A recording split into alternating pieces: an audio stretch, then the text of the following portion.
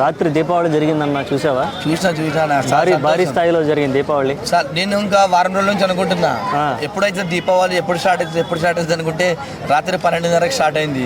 చాలా సంతోషకరమైన విషయం. ఇదే దీపావళిని కొనసాగించాలి, ఇట్నే కొనసాగించాలి కొన్ని రోజుల వరకు కూడా.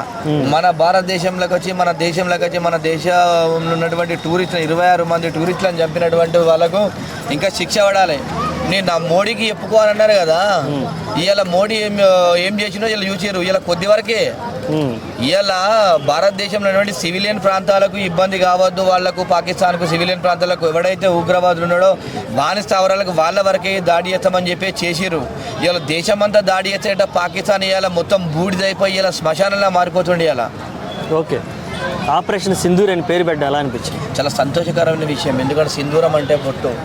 మా ఆడబిడ్డల్ని మీరు అందరిని కూడా ఆడోళ్ళను ఇక్కడ ఓన్లీ మగవారిని టార్గెట్ చేసి హిందువులను టార్గెట్ చేసినటువంటి బొట్టు పెట్టుకున్నటువంటి హిందువులను టార్గెట్ చేసి చంపారు. కాబట్టి అందుకే ఈ సింధూరం అనే పేరుతోని మీ అందరిని అంతం చేస్తామని చెప్పేసి ఇలా నరేంద్ర మోడీ గారు ఆ పేరు నామకరణం తీసుకోవడం మన హిందువులకు చాలా గర్వకారణమైన విషయం.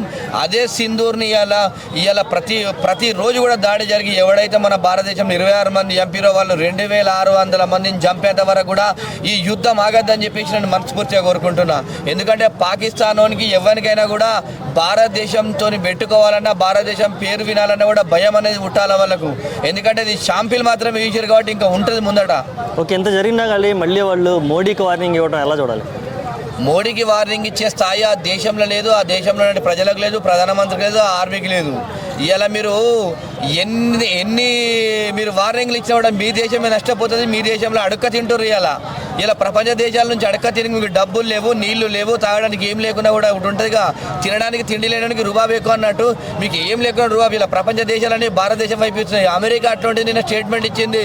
ఇలా భారత్ దాడి చేసే కూడా మీరు ప్రతి దాడి చేస్తే మీకు చర్యలు తప్పాయని కూడా ఇలా అమెరికా మనకు సపోర్ట్ చేసిందంటే ఇలా భారతదేశం ఎంత గొప్ప విషయము, ఇలా మన ప్రధానమంత్రి ఎంత గొప్ప విషయం, మన దేశ సంస్కృతి ఎంత గొప్ప విషయం అని చెప్పేసి వాళ్ళు గమనించాల్సిన విషయం ఉందని చెప్పి తెలియజేస్తున్నారు. ఓకే, 2 మహిళలు ఈ ఆపరేషన్కి నాయకత్వం వహించారు. వాళ్ళ తర్వాత ప్రెస్ మీట్ కూడా పెట్టారు.